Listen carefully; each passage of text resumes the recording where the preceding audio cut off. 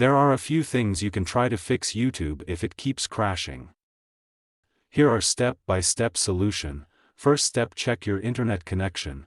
Ensure that you have a stable and active internet connection. Switch to a different Wi-Fi network or cellular data if possible. Second step: clear the cache and data of YouTube app. To do this, long press on YouTube app. Tap on Info icon. And find Storage, then tap on Clear Cache.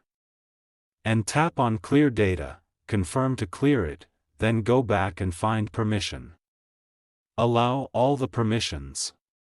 Check if your problem have solved or not. Fourth step: update the YouTube app. To do this, tap on Play Store or App Store. Search for YouTube. Check if there is update, so update it. Fifth step: restart your device. Reboot your phone or device to refresh its settings. To do this, long press on device's power button. And swipe to restart it. Check for YouTube server issues. Sometimes, YouTube may experience server problems. You can check the status of YouTube servers on websites like Down Detector.